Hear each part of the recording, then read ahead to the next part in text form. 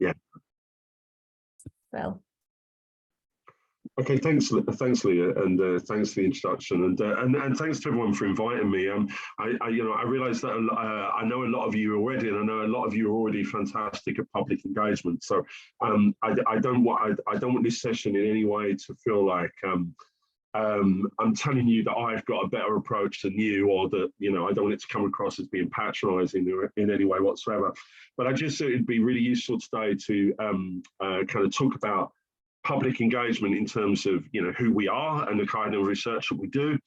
Talk about a little piece of research. So I did a little piece of research actually a year ago with colleagues around their views of public engagement and what they do and so on, and what some of the advantages and disadvantages are. So I thought that'd be really useful to kind of contextualize and kind of share that with you today, so that you kind of, so that that's kind of kind of gives you a kind of a benchmark that we can kind of look at.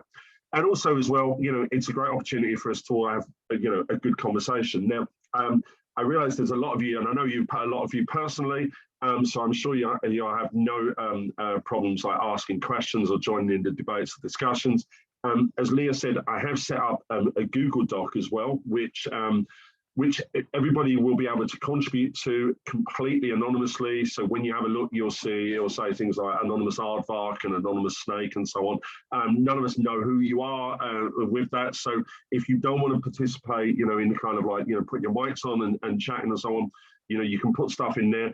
The useful part of that as well is that if we put some stuff in there as we go through, then also, as I said to Leah beforehand, one of the great things about that is that I can then just tidy that up, and then we can share that along with the slides afterwards as well. So that'll be made available to everyone in terms of as a resource as well. So, excuse me. So I do have some slides to kind of share with you.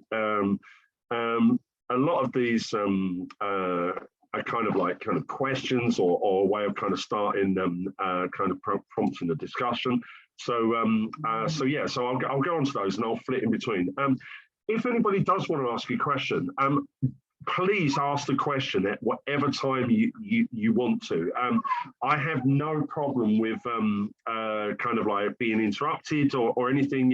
Either just jump in, ask the question, put a question in the chat, whatever. I mean, I'm not precious. A lot of you will know I'm not precious in any way. So, feel free to ask as and when. I mean, I have scheduled in some questions, some space and time for questions, but yeah, I'm happy to take questions at any time whatsoever. So, so hopefully that will work for you. Can everybody see those slides? So yeah, brilliant. Cheers. That's good.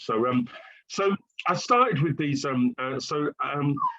Obviously, so today we're talking about, if you can hear some noise in the background, it's my two puppies, right? So I've already realized that they've started making noise, right? So I do apologize for that. I didn't want to put them outside because it is cold, and they would cry outside the door. So I started this with these images because this is the first image and this is the second image. And if you go onto Google and search public engagement, you get these hideously corporate kind of images, like it's like if you search diversity, and you get, like a rainbow kind of colored people holding hands, and and they kind of like make me go a little bit cold. They make me shudder a little bit because they're so kind of like corporate, but also so utopian as well. And this one in particular, I mean, if you're trying to get to what public engagement is, this really doesn't make it look very accessible or engaging, and it's like you just know that it's going to be used in a presentation, and I am using it in a presentation, but hopefully subverting it in that respect. So what I wanted to start off with was that I want to cut through the crap really in terms of what public engagement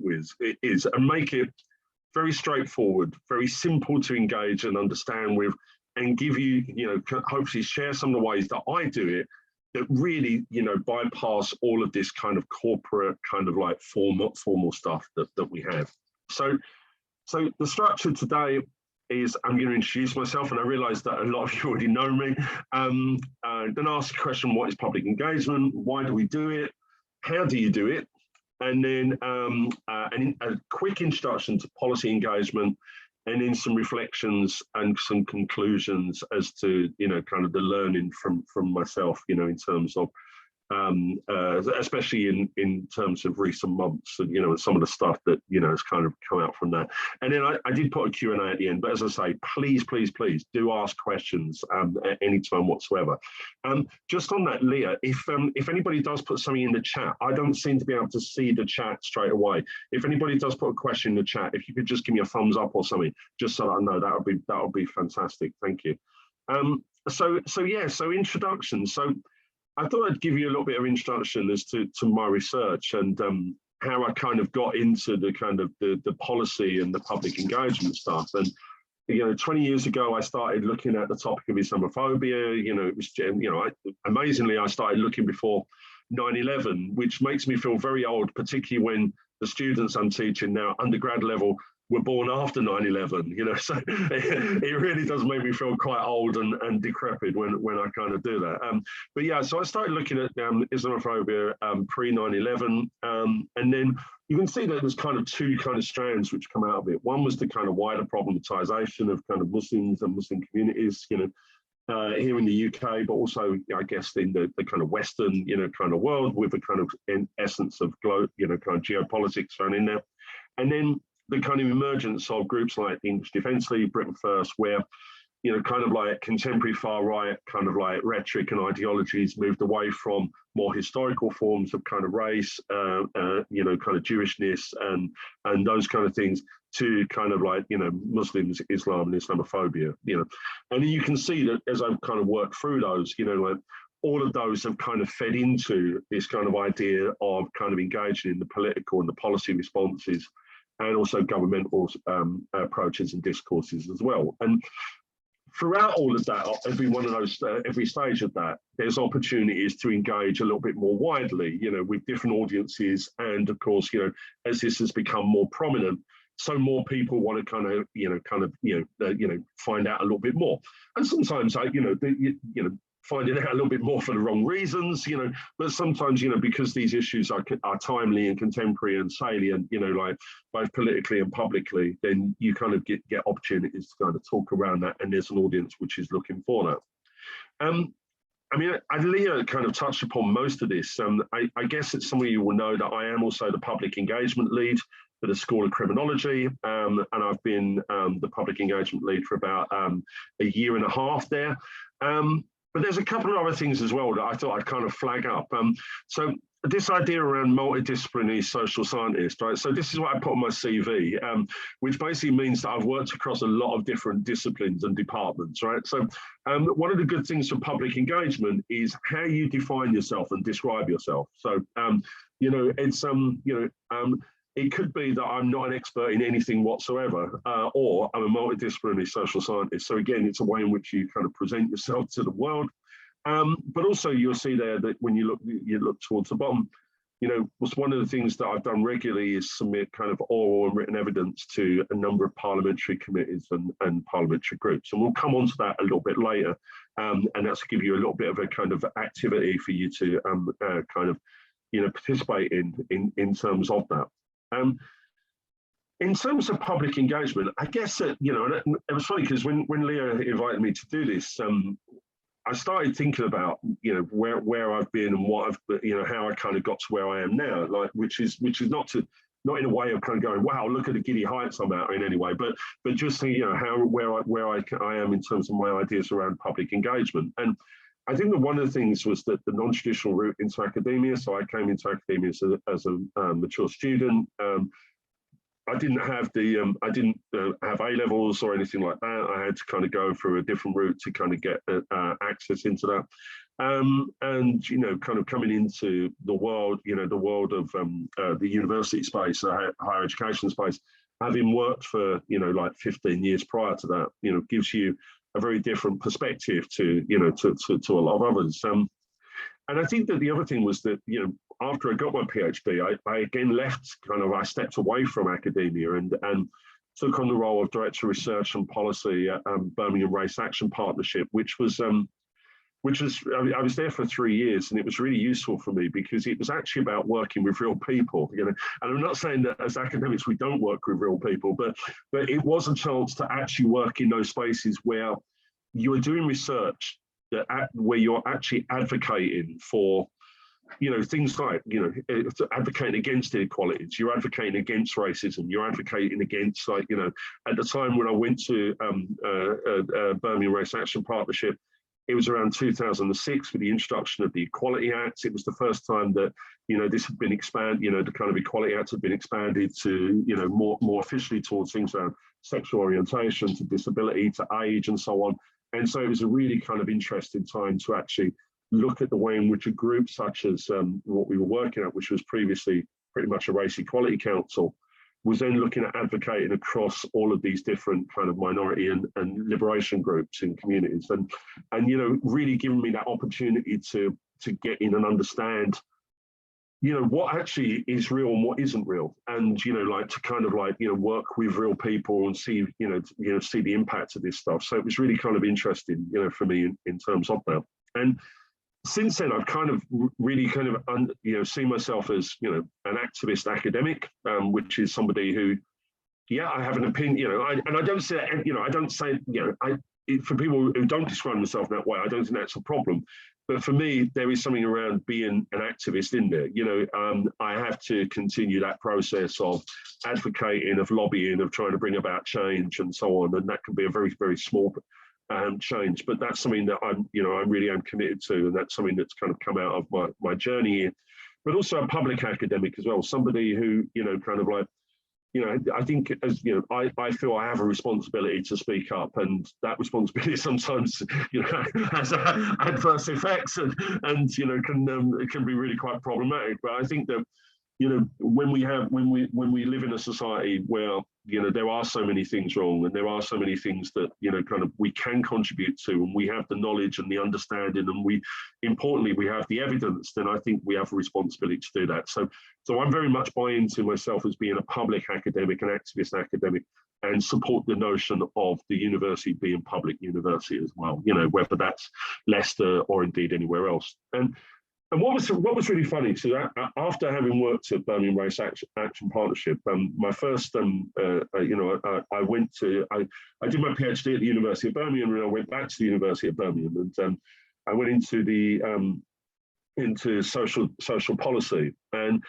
I remember at the time, I was on Twitter, I was on Facebook, and I was on Instagram at the time, and it was very funny because I started, you know, kind of tweeting about my research at this time. And I remember, I mean, it's only 11 years ago, which is really, really quite funny. And I remember colleagues saying, oh, I don't know why you're going on Twitter. You know, like, the only people on there, you know, the people who want to share with you what they've had for breakfast, you know. And there was this idea that by going on Twitter and sharing like my publications and what I was doing, there was this idea that I was kind of dumbing down academia, you know, I was dumbing down the academy, you know, like in some way I was a subversive radical within the kind of academic system. And it's interesting because I think some of those ideas still exist in terms of the kind of, you know, kind of academic spaces and higher education spaces. And I think that, you know, that's something that we need to challenge, because those views that are held about the use of social media, some people will, you know, also hold those views about all forms of public engagement as well. You know, this idea that you're in your ivory tower and it's blue sky thinking and this kind of stuff, that's actually, you know, where we need to challenge. And I think that all of that stuff kind of is important. So I apologize if that's felt a little bit self-indulgent, but I thought it was really useful to kind of explain that journey, really, because I think that what it shows is that, you know, it'll give you the context of why I've come, you know, why I'm so strong, you know, and committed to public engagement, but also why I've kind of done it in a really weird and distinct way. So apologies if that felt self-indulgent. So let's start off. So let's hand it over to you in terms of this. So what I'm going to do is I'm going to put in the chat facility I'm going to put in the chat facility the link to the document. And I think it would just be really good for you to, can you see the screen that I've got there, or can you still see the slides? You can still see the slides. Right, okay. Yeah, because I've just realised that I'm moving around and I didn't know whether like anybody could see the other stuff. And I've got an awful lot of tabs open, which really annoys a lot of people. Okay, so right, okay, so let me just put into the let me just put the link into the chat for everyone. Okay, so that's you should all be able to access that now. So just a little bit of, so there is a need for a little bit of Google Docs etiquette. So the first thing is, don't edit or delete anything that anybody else writes, okay? Even, you know, and for those of you who are the kind of like the grammar and spelling pedants, that can be really difficult, right? That, you know, someone spelt something different, you want to go and change what someone else has written. So don't do that at all. Work your way down from the top. So if there's 3 people contributing, go to the bottom, you know, like, so, you know, because then it's easier for me to work through in terms of looking at those and responding to those. And yeah, just be as kind of open and candid as you see fit. So yeah, as I say, so what is public engagement? And I guess what I'm looking for here is, like, you know, how would you describe public engagement as a concept, as an idea, or how would you define it? You know, rather than getting into what you do, and we'll come on to that a little bit later. Now, looking at it in its kind of broadest sense. So if someone says to you, what is public engagement? You know, how would you kind of define it? So I'll give you a few minutes with that. I do have a terrible habit of trying to fill the dead air. So if I do carry on talking, I do apologize. It is a very bad trait of mine. It's probably, I assume that you can all see that everybody's contributions are anonymous there. So hopefully that gives a little bit of reassurance. It's something that we kind of, you know, we kind of stumbled across when we moved online to do the teaching online during the pandemic.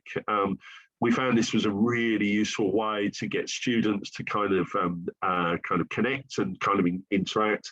You know, because many didn't want to kind of put their cameras on and their mics on, you know, which is understandable, you know, like, but it was a way that they could contribute with that. I may ask some like to kind of either expand upon, you know, things throughout. You can either do that, you know, directly into the document or so on. But yeah, you know, that's yeah. I'll give you a few moments to kind of work with that. I do like that. I do like that phrase, moving from gown to town. Yeah, that's great. I like that a lot. Yeah, thanks, Chris. I'll remove my anonymity for that one. Yeah, If I had to guess, my money was on David. Yeah, I think I've heard David say that before as well. I'm getting too boring. I'll have to think of some new phrases. I'm upset that I don't know which animal I am. So, oh, see, no, because you'll only see the other people's animals, right? Yeah, it doesn't tell me what I am. Right. I was going to say, maybe if I read out the different animals, then you can just work out which one you are from that, Rachel. Yeah. So there's anonymous Dumbo, anonymous elephant, grizzly bear, iguana, loris, quagga, raccoon, sheep, and blobfish. I feel that I can narrow it down. Well, I feel, oh, it's Dumbo octopus. Sorry, I don't know what Dumbo octopus and blobfish feels quite insulting. So I want to be the blobfish. I'm okay with that. So while everyone's still contributing to those, let's work through these a little bit. So I'll work from the top down, and as I say, if anybody else wants to add anything, you know, go down to the bottom, and so that I won't have to kind of flip backwards and forwards in. Nice to see that the person who's doing the top one just added a full stop at the end of there. You know, it's one of those things where you do feel that you have to kind of like when you're dealing with working with academics, you have to make it look good. So a public voice in which people are interacting with policymakers to express their identities, opinions, and preferences. Yeah, I mean, there's a lot in that. I mean, that's quite, it's quite a, it's quite a multi-layered kind of definition. That is, in terms of, kind of explaining what it is. But I like this idea that, like about a public voice. I mean, it goes back to those kind of things I was talking about, in terms of being the public university, the public academic, and so on. And I think that's really kind of important in there. Yeah, so engaging with, interacting with policymakers to express their identities, opinions, and preferences. I mean, that's interesting that the centering is on there on policymakers. So, but we can come back to that. The next one. Leaving the ivory tower and connecting with communities, practitioners, and policymakers. Yeah, this idea that, kind of stepping outside of the kind of like, the kind of academic spaces. It was really interesting because when I worked at Birmingham Race Action Partnership, one of the things that was they used to say was that they hated working with academics. And it was really interesting because, like, as someone who defined himself as an academic going and working in there, there was a lot of times when I could see both sides of the kind of like the divides, which does kind of exist. And I think that there is something about, public engagement in terms of, trying to break down those divides, trying to break down those barriers, break down the walls that kind of separate the ivory tower from elsewhere. Being able to interact in a meaningful way with others, sharing research with academic counterparts, being able to communicate in different ways with both academics and non-academics. Yeah. And yeah, I mean, and that is definitely one of the skills of, kind of public engagement, is being able to communicate, in different ways. I'll come on to that a little bit later when I give some of the kind of things that I, give examples. I don't know who's kind of highlighted that all, but please don't press delete now. I don't know if anybody. This is the problem with this. But yeah, being able to communicate in different ways, and sometimes it's about learning the kind of things that we have to kind of, the kind of different ways in which you kind of, your communication is constrained. Going beyond the scope of communicating with colleagues, academics, and finding new and innovative ways to convey information findings to the public and different demographics. Yeah, I mean the new and innovative ways, is definitely something which is required. But also, there are some, really old and kind of traditional ways as well that, sometimes we overlook or we underestimate. You're not targeting one specific group. You communicate with everyone. When there is more knowledge out there, change impact can happen. Yeah, and I think that comes back to that point, I was making about, the kind of responsibility we have as academics, kind of to participate. I don't buy into the Michael Gove approach that people are sick and tired of experts. I think there is still a place for experts to contribute. It's the communication and relationship we have with wider communities to communicate information such as research findings outside academic settings. Yeah, I mean, it's interesting the amount of times that this idea of communities comes up. There's times when I'm really quite uncomfortable with the kind of way in which communities is used, and obviously not in this context here, but sometimes within policy and political spaces, this way the communities is used to homogenize, everybody that maybe has a shared identity or, a kind of shared history or so on, those kind of things become quite problematic. And so that's something that I would suggest that, like as a kind of thing to think about when we're communicating with policymakers and with politicians and so on, is to watch the way in which we speak about and we use particularly that word communities. It can be very, it can be very difficult and can reinforce a lot of the agendas that maybe we're trying to challenge. Sharing your research with wider community, and ensuring that findings have relevance to life outside of academia, absolutely. And then moving from gown to town. Fantastic, David. Well done. Thanks for that. Highlight, some of the PGRs that, I've worked with.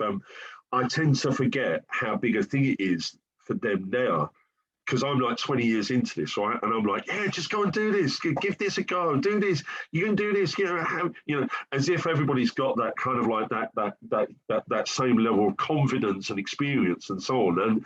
And I think that, again, that's something that I have to kind of like manage and kind of check myself on in terms of that. I mean, a couple of things that I think you can do. I mean, I think in terms of the, when you do this stuff and like yourself, right? So I am acutely aware of, the fact that I am a white, I hate to say middle class because that's how people see me. I still describe myself as working class, but a white middle class, heterosexual man, right? So, and I realize that is kind of like, that puts me in a box where I shouldn't be speaking on behalf of anyone, right? All the multiple layers of, every layer of privilege, right? I tick that box for, right? But I am acutely aware of that. And one of the things that I've learned over the years with this is that never to speak on behalf of anyone, and I never speak on behalf of anyone. Right? What I always do is I say, I'm talking about what I found from my research, and maintain that position as the researcher. So you can remove the barriers of, you don't have to be the academic who's unapproachable or so on, but you are representing your research rather than any community, and so even when I've done kind of advocacy work with, say, Muslim organizations, given that I've worked with Muslim communities a lot, I've always gone there as Chris Allen, the academic, and this is my research, not this is how Muslim communities feel, and that sounds really obvious, but it's very easy to kind of like to fall into that trap where you start talking on behalf of people. And this is something that maybe I did, earlier on in my career, but now, I have that absolute clarity that actually that's why I'm here. It's always interesting as well, because one of the things I always, I will always get asked about, well, what religion are you? Where are you from? Right? And none of that's of relevance, right? It's so when I'm doing public engagement, I'm just like, oh, okay, I'm here for that. That's personal. That's me as an individual, right? I'm here as this is what my research tells me. I want to talk to you about my research and so on, with that. And then using that as a means of kind of advocating. I also think as well that yeah, we do need to support each other. I think that there is something definitely in there. And one of the things that I've tried to do, with some of my PGRs is to kind of share opportunities with them, so not just kind of throw them into stuff, but kind of go, hey, why don't you have a go at this? And then, I'll kind of I can either be there or can help you, or, if we're going to go and sit on a panel, then you've got somebody else there, you've got me with you. And, it's the same when I've, kind of asked people to do lectures for me, and their PGRs and they present their research. And I'll always say stuff like, if you're struggling or if you feel uncomfortable, just make eye contact and I'll jump in, and you can use your experience and you can use your kind of like, kind of maturity, to use David's phrase, you can use your maturity to kind of like try and navigate away from problems, or, you can kind of like, so offer a little bit of kind of, not protection, but a little bit of kind of a safety net for those who maybe aren't kind of like, kind of experienced as you. So, but yeah, no, absolutely, absolutely, I agree with all of those points. But as I say, it's very easy when you're 20 years into your career to forget about all of how you felt 20 years ago, and very easy to kind of go, yeah, go for it, do this, and it's like, that kind of stuff. So yeah, so yeah. Anyway, I'll share. So moving on from that conversation, and as I say, do please join in as much as you want to with this. I'm now trying to find I don't seem to be able to find the window to kind of share with you. Oh, there it is. Sorry. My professionalism suddenly went out the window. So going back into what is public engagement, so universities use the first of these, so the National Coordinating Centre for Public Engagement, myriad ways in which activity and benefits of higher education and research can be shared with the public. Engagement is by definition a two-way process involving interaction and listening with the goal of generating mutual benefit. And I think that last point there, Dave, particularly speaks to what you were saying, David, about this has to be a two-way process, right? You know, like it can't just be that we're going in, we're kind of taking, and that's it. And then they speak about the purpose of public engagement being threefold. And again, a lot of those kind of things there are what you've kind of used, put in the kind of the Google Doc. So fantastic. Well done, everyone. You know, it's yeah. So we know what public engagement is. So when I did the kind of like the scoping exercise with it at Leicester, what was interesting was that pretty much in the same way most of you, again, pretty much everyone had an understanding of what public engagement was, but there was little consistency or consensus in terms of how they described it or defined it. You know, key things are kind of there, you know, but that's kind of there, you know, and you know, hardly anyone was aware or made reference to any of the official definitions. I don't see that as a problem, right? You know, we're all in a ballpark. You know, we all are, you know, in that kind of space. So, you know, kind of like that's kind of, you know, that's fine with me. Around a third of colleagues exclusively associated public engagement with media work, which I found really interesting. You know, it was about getting in the media and being in the media and, you know, kind of like getting your voice and face on there. I won't name any names, but in the School of Criminology, we had three people say to me, three of my colleagues said they wanted to be the next David Wilson and have a Channel 4 documentary series.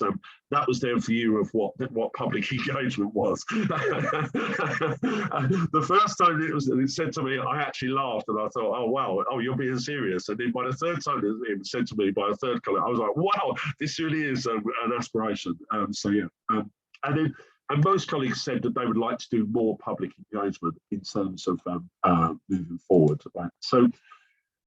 So let's have a note. Let's go back to the Google Doc and let's have a little kind of like, you'll see if you scroll down a little bit, there's some what are the advantages of doing public engagement and what are the disadvantages?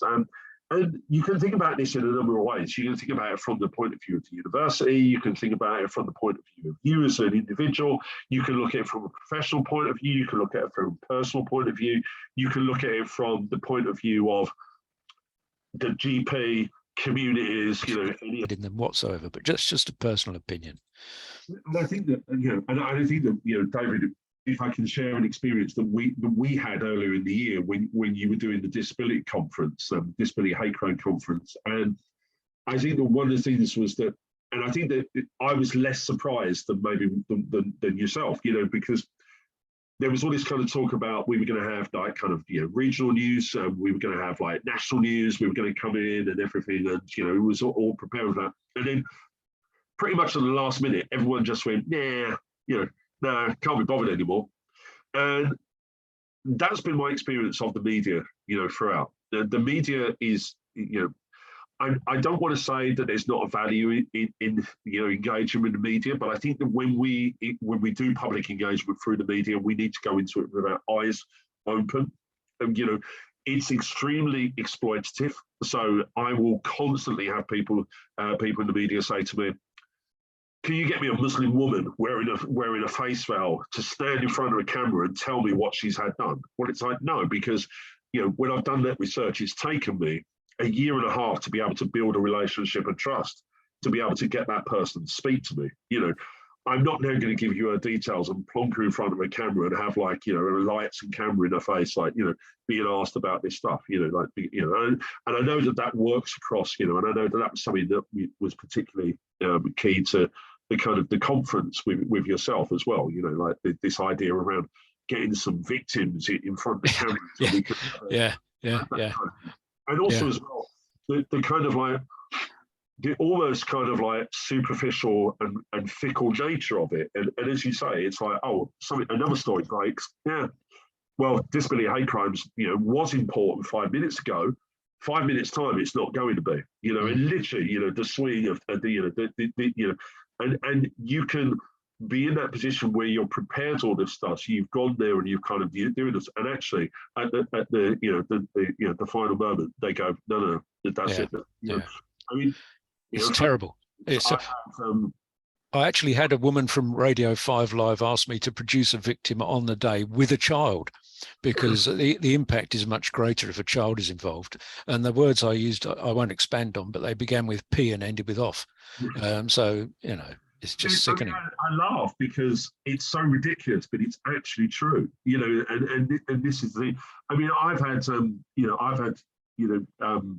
radio stations say, we want to interview you at 7 o'clock tomorrow morning or 6:30 tomorrow morning. You get up, and then the phone call never comes, and then you email them, and they go, "Oh, sorry, like, well, we had this story broke overnight, so we didn't have it." You know, like, and just as an insight to anyone who does do radio phone-ins, and you're invited on as an expert, the minute that the first time I ever did it, I thought that at the end when I finished, I would have somebody say to me, "Thanks for that. That was really useful."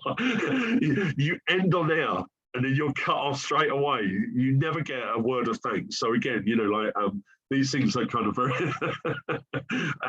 Yeah, I realise this has turned into let's bash the media, but it again for that kind of stuff, it's really useful. Okay, let's have a quick look at the advantages: dissemination of knowledge, make a positive difference, tackle stereotypes and barriers. Yeah, all of these are great. Experiences get heard, break down the them and us scenario. Absolutely, you know, and particularly with a lot of the research that a lot of us are doing here. You know, this idea about breaking down those kind of barriers that exists. You know, like, yeah, bringing a little bit of nuance. You know, a little bit of, you know, something where you can talk from an informed point of view. Brilliant. You know, absolutely crucial.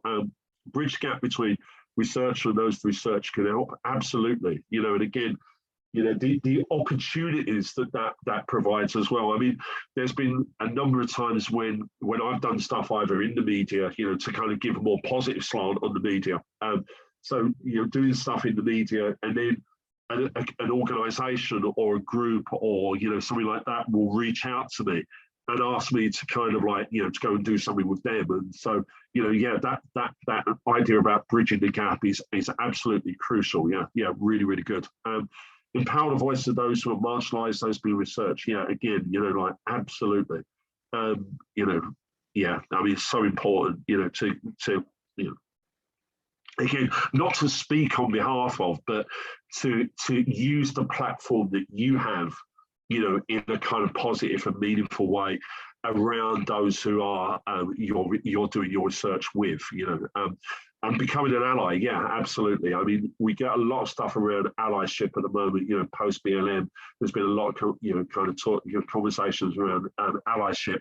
I think that allyship is something that academics are, you know, kind of uniquely placed to do and do well. You know, and navigate a lot of the kind of problems that that allyship brings in other kind of settings and scenarios. Excuse me, I really am sorry. I do have a bit of a cold, so I realise I keep blowing my nose. I do apologise for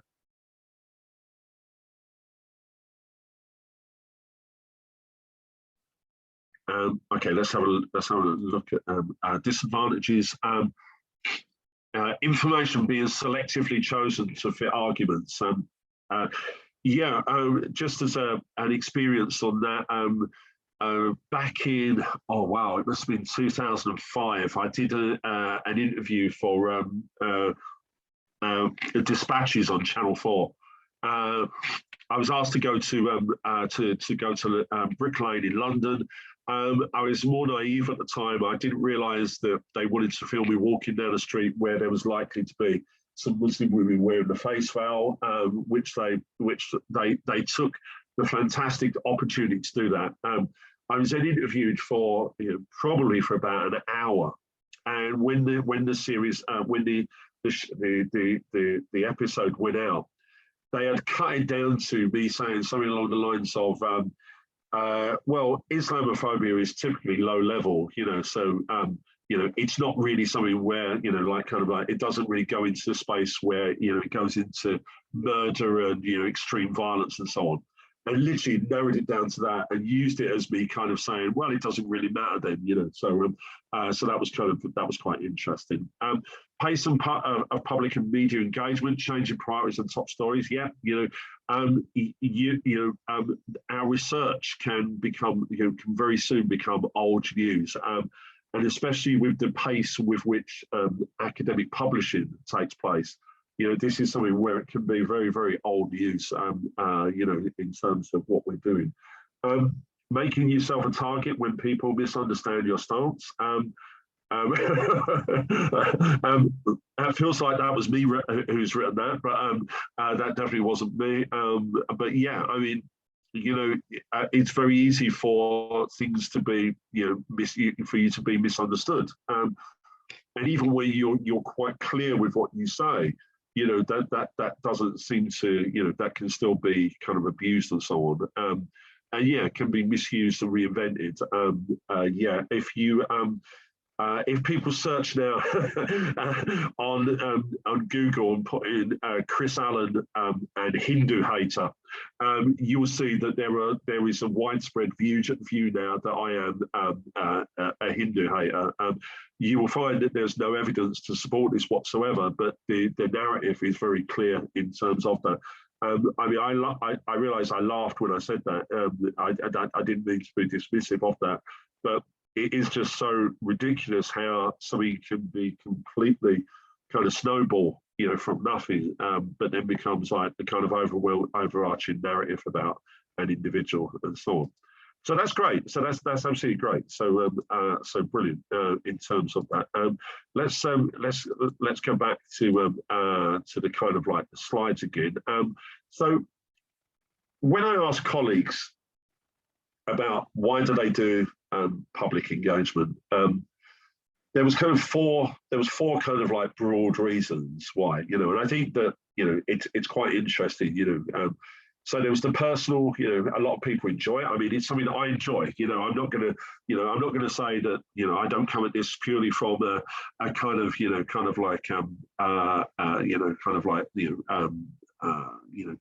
do it because I enjoy it. I do it because it's fun. It gives me a little bit extra into my day-to-day work that actually allows me to have a little bit more kind of freedom in terms of what I do. Professional, a lot of people said that they do it for the kind of raising their profile, kind of sharing research, networking, and so on. A lot of colleagues were honest about, it's a great opportunity to look for other jobs, to raise, kind of put yourself in the window, the shop window, enhance your CV, identify potential employers, and future career prospects. And so, yeah, so again, it's about being honest about why we're doing this.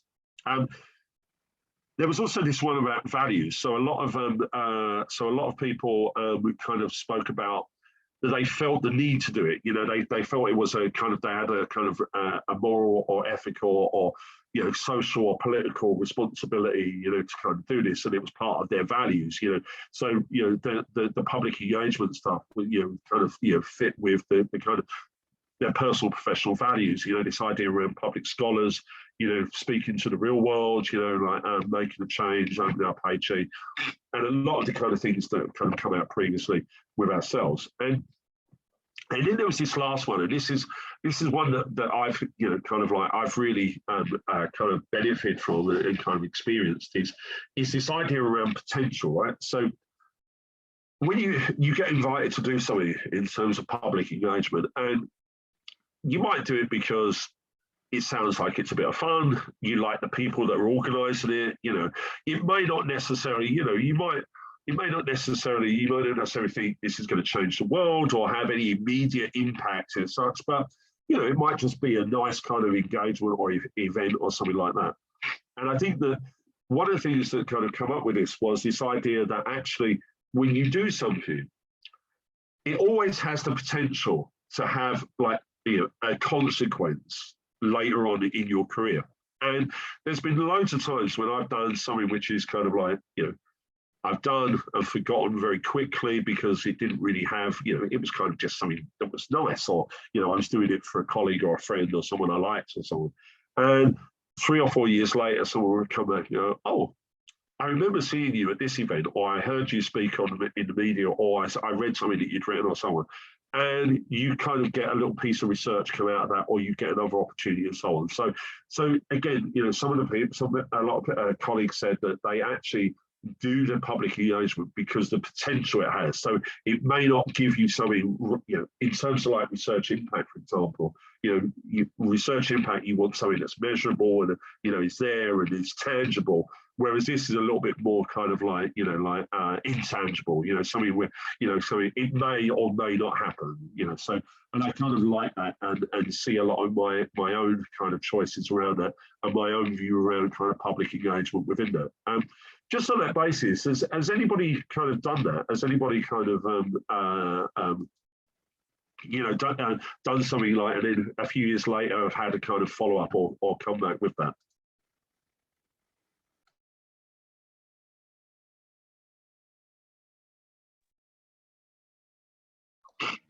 That's absolutely fine. I just needed to blow my nose, so I threw that question in there. Anyway, that's absolutely fine if nobody has. Yeah. So where were we? I've now lost my slide. Right, that's it. Okay. So why people don't do? What are the disadvantages? Well, again, there was kind of personal, professional. People didn't like certain types of public engagement. And whilst a third of people said that public engagement was exclusively about the media, one of the major reasons for not doing it, the disadvantages, was that they didn't like doing the media, and there was this kind of fear of kind of like a backlash, or there's been a previously bad experience, lack of confidence and skills. And then professional was they didn't have time, it doesn't get you promotion, these kind of things. So very much a kind of institutionalized kind of like, kind of perspective. I mean, I think what's interesting is that when you look at the kind of professional reasons for not doing, the disadvantages of public engagement, it's very interesting that it all focuses on the university and the institution, the setting or the landscape within which you're working.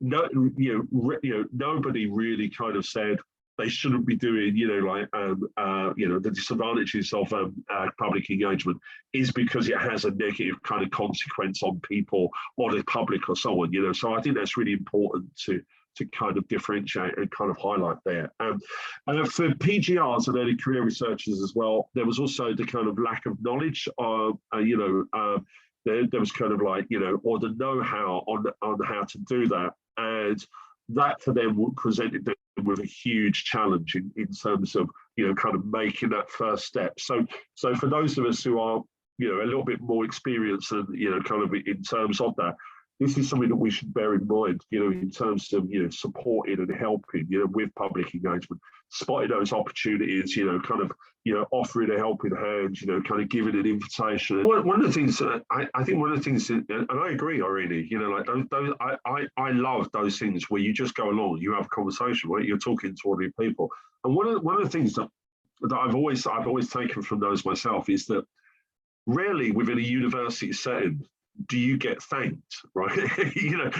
Rarely do colleagues thank you or say, like, oh, that's really what you're doing is really good.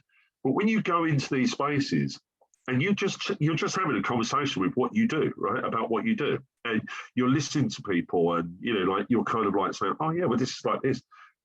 I've found a lot of the time that's the space where people will actually say to you, thank you for what you're doing, because they actually see a real value in it. They see a kind of, they have a personal, they have an emotional kind of like, reaction or response to what you're doing, because, they don't, a lot of times, what we do within the academic space is like kind of, kind of very, kind of like, not a lot of people are aware of it, right? Like we do this with that. I mean, my parents don't really know what I do, right? I've struggled to find a way of trying to tell my dad particularly what I do for a career. It's very difficult in terms of that. But when you go into these spaces, and people have had a kind of experience, or they've been encountered hatred or whatever, and you talk about what you're doing, it is actually, again, not only is it kind of like emboldening to kind of like, kind of be around these people and realize that the strength that they have, as part of their lived experience. But it's also really quite, I've always found it really quite moving when someone will say thank you to you, for what you do as well, and again, and I don't think we should be doing public engagement purely for gratitude, and to be a thanks. But it is one of those things that kind of does, it jars every now and then when someone actually says thank you, and actually, really appreciates what you're doing, and in the wider context, it's very difficult to, well, we all need that every now and then. So let's be honest, we need some positivity every now and then. So I think that's really useful. So I've got a couple of slides that I just wanted to kind of just quickly run through about. So just kind of two things around what I'm kind of approaches to this. Again, I don't seem to be, I can never seem to find the right window when I'm trying to do this seamlessly. But why can I not see that? Ah, here it is, sorry. Okay, so there's, I feel like when you're doing public engagement, I feel like there's two approaches, right? There's the kind of ad hoc approach where you're kind of like it's driven by your values and your potential, Whereas there's a strategic approach as well, where it's kind of like driven by the kind of professional, personal values. And these are a couple of quotes that I got from colleagues when I was doing the thing. I was like, if the worth, value, impact of public engagement can't be measured, why do it? Well, that seems to sit in complete contradiction to what we've most of us have been saying, like, throughout this kind of workshop. But then I think with the ad hoc approach, like, nothing wrong with doing public engagement, talks into the void. And I think that's really where I kind of sit a little bit more. So, excuse me.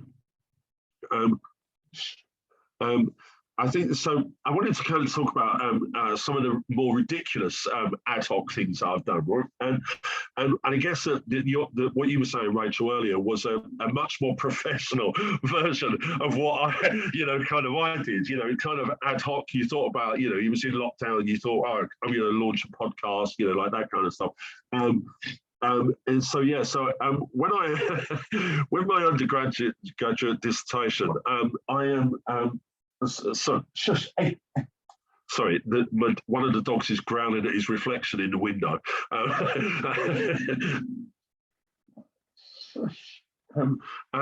So when I did my undergrad dissertation, I realised that I did this in the summer just before 9/11. When 9/11 happened, I didn't really know what I was kind of doing or where I wanted to go, and I kind of. I just saw, I don't know if, let me just show you, stop sharing the screen a moment, just so I can, so this is so I've still got it, my undergrad dissertation, and I thought I'd get it for you in terms of, so to show you. So I really liked my undergrad dissertation, and I wanted to share it with people, and I didn't realise this was what, as public engagement, as it is back then. But what was really interesting with this was that I decided that I was going to bind it up really nicely and put a nice kind of cover on it. And then I sent it to my naivety and kind of like, innocence at the time, was I sent it to every Muslim politician at the time, and every Muslim lord in the House of Lords. Ridiculous, I didn't really have any kind of purpose for it, but I thought it might be useful for them to kind of see what I've been writing about, given the events of 9/11 and the kind of fallout from that. And what was really interesting was that a few days later, Lord Ahmed of Rotherham, who I think has a kind of bit of his reputation has been tarnished a little bit since 2001, got in touch. His personal secretary got in touch, invited me to go to the House of Lords to meet him, and then he introduced me to a number of people setting up an organisation called the Forum Against Islamophobia and Racism, and then they commissioned me to do this piece of research, which is kind of ridiculous, which was into the Bradford disturbances in the summer of 2001. So I got that, and then I worked with FAIR for about 5 years. And then just let me share this again, just so that we're there. And then And then literally last year, I had a follow-up on this when I was interviewed for Vice News, 20 years on from the Bradford disturbances around, what kind of happened since, and what its legacy was. So from something that was kind of completely random and ad hoc, suddenly 20 years on, I have a nice piece of public engagement where I'm talking to a completely different audience about something, which is kind of like, come from me doing something which was kind of really quite innocent and really quite naive and really quite stupid. But so again, it's about that kind of thing around, like it's okay to give things a go. And I think that, Rachel, like what you said about that, you giving it a go is actually a really, really good thing and a really positive thing. And some really, something really valuable and something really meaningful can come out of it, as you show with your podcast there. And then I had something very similar, kind of like with my first book that I wrote on Islamophobia. Excuse me. So the book was published in 2010, and then in 2011, the all-party parliamentary group on Islamophobia was launched, and there was this whole kind of like falling out. There was a huge kind of like argument about who should be involved and who wasn't involved and so on. And so I decided that, well, I want to be a part of this. I want to be involved because, I thought that I had, not from an arrogant point of view, but I thought I had something to contribute. So I penned this really kind of quite professional letter and sent a copy of the book with this letter to all of the kind of chair of the APPG, the kind of like the vice chair and so on. And within a year, I'd been, I was appointed to do this report for them. Well, as I say, within a year, within a cut, yeah, well, it was within a year, yeah. So I was asked to do this report, which I then submitted to them about the kind of like analysing like the kind of responses to Islamophobia in the in the kind of British public spaces. So again, it's about, not really thinking about it, but about kind of spotting the, kind of opportunities, kind of like being very ad hoc, but also being entrepreneurial. And nowadays, these both sound really old that I sent something in the post, like to people, but actually, like now it's so much easier to do these kind of things. A couple of kind of points on terms of the strategic. So again, this is kind of, we did, myself and my colleagues, you can see on the kind of report on the side, we did we did a piece of research, which was inspired, I have to say, by your piece with Neil, Irene, which you published in the International Journal of Victimology. So this was a direct response to that piece. Where you spoke about the need to kind of engage people.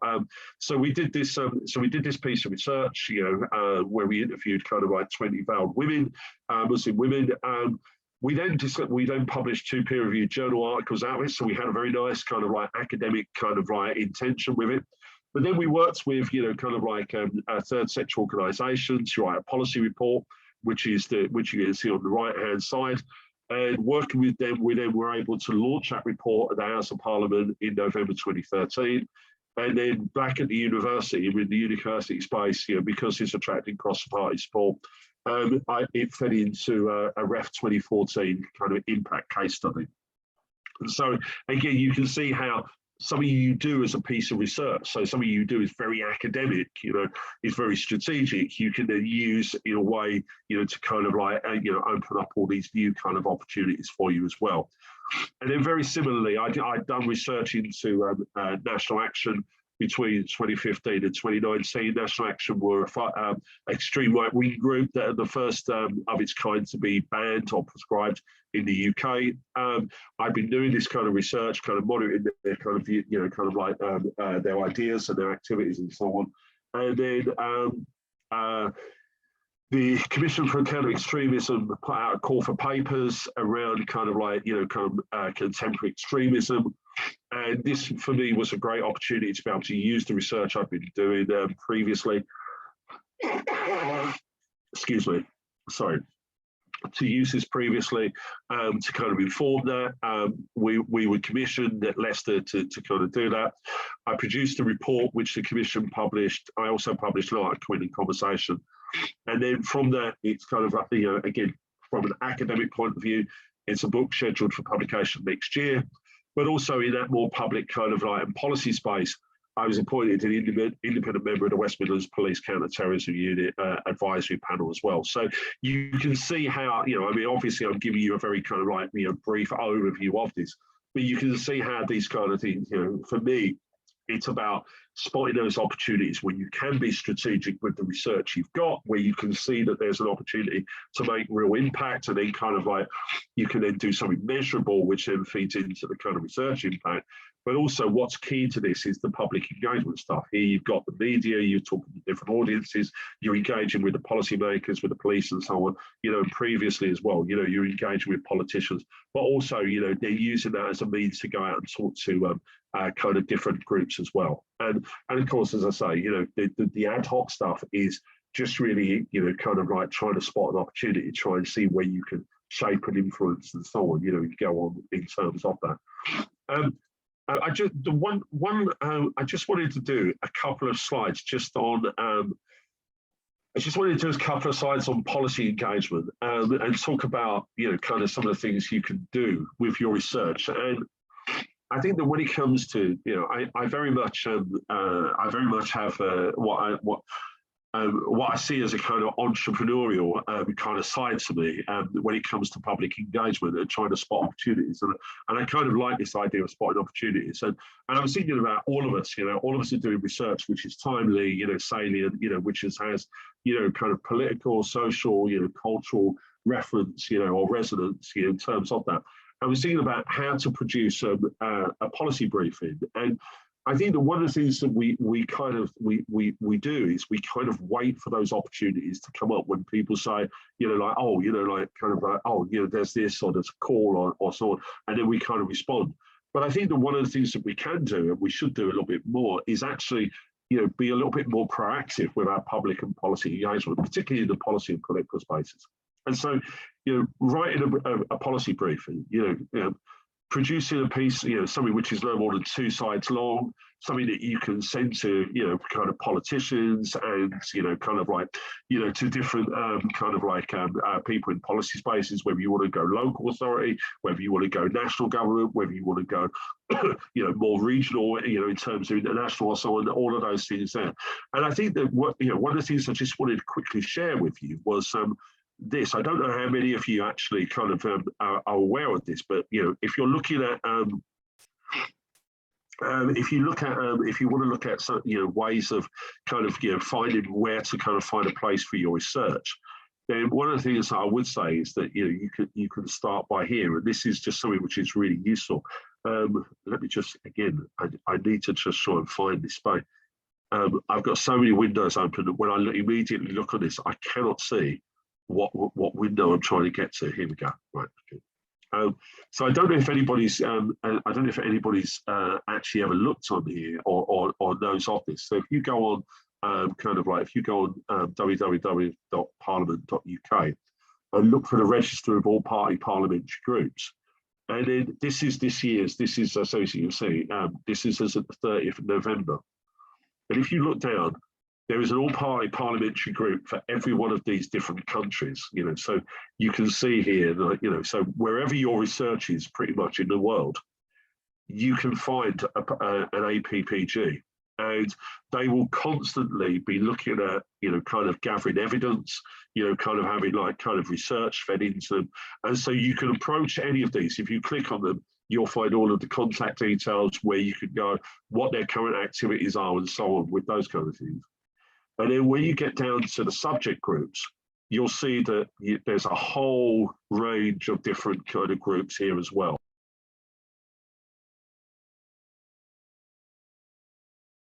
So you can see anything from, kind of adult education, you can arms houses, anti-Semitism, you can go straight away down, Baha'i faith, the BBC, David, one for you there to kind of feed into.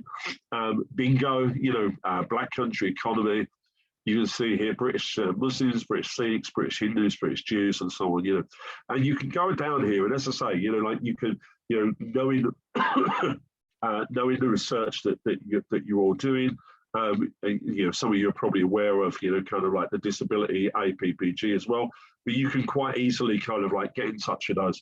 And it's a great way to kind of open the door to be able to kind of like, create a space where you can share your research, in terms of kind of like, what you're doing, and, kind of making a kind of carving out an opportunity for you to be able to kind of like, share your research and findings from there. Obviously, again, I realise that it's global there, Rachel, but again, something again that might be, of interest there. But as I say, these are, if you go down this list, and the whole list, I mean, it goes on and on and on, and people don't realise that, like this is readily available for everyone. And what you'll do is when you go into these and you start having a look, say, for example, like kind of like Scotch whisky, as I say, you can see there, interested that most of those are Scottish MPs, because I guess it's Scotch whisky. But you can also see when, kind of like the reporting deadlines are, when they have to publish like kind of these, when their meetings are, and so on. You can see who to get in touch with, and kind of like, you can reach out to those and see what's going on in terms of that. The last thing I wanted to do was just really talk about, so I just really wanted to talk about basically some reflections really on given the recent events that for myself that I've been involved in, and so on. I thought it was really important to kind of think about some of the things that have kind of like we have to do. And I guess that when we do public engagement, and again, this is why I think that we have to kind of distance ourselves sometimes from the demands of the university, or the institutions we work for when we do public engagement, is that we need to be authentic to ourselves. And I think that I always try to maintain authenticity, whatever space I kind of go into. I try and stay as kind of Chris Allen. I try not to, be the academic, I try to be Chris Allen, the academic, or Chris Allen, the expert, these kind of things. Always try and, kind of remain authentic to who you are. And I think that there's a couple of things that I wanted to say, and some of these we've kind of touched on, is I think there's a need to be realistic, public engagement is great, right? All of us want to change things. We want to bring about change. We want to make the world better. Like we want to, improve the lives of people that are suffering. A lot of the times, or kind of like, kind of, in situations that we feel they shouldn't be. But we have to be realistic. We can only do a little bit. We can, and that's not to say we shouldn't do it, because we absolutely should. But we have to be realistic as to what we can do, and I think that, our reach, our influence, if we don't introduce a new policy, if we don't change policy, well, that's okay, as long as we tried, then that's the best we can do. I think we have to be, kind of thoughtful, and we have to kind of recognise goodwill, and we have to reciprocate the goodwill as well. The point that David was making earlier. I think that we have to be honest and in our expression of what we say, and I think we should where at all times possible we should be able to kind of like say the things that maybe some people don't like or don't want us to say. We should be able to say that without fear of repercussions from from the wider public, but also from within the universities ourselves. If we have something which is doesn't sit with a kind of institutional viewpoint, well, we should still say it if it's the right thing to say. I think that we have to be willing to acknowledge our weaknesses as well. We have to look at those. And we also have to understand, our kind of personal and professional motivation. And for me, given the kind of the recent, given the recent kind of the campaign against me, I think we also have to know when to walk away. All of us want to bring about change. All of us are committed. But when when I have to carry a panic alarm on campus, when I have to have a personal security plan, when I'm on campus, when I have police giving me advice about how to secure my home, and when my kids are literally being threatened, on social media, with violence and so on, that's when, you have to walk away, and it's been extremely, the last 2 months has been extremely painful for me to walk away, because I don't like to walk away.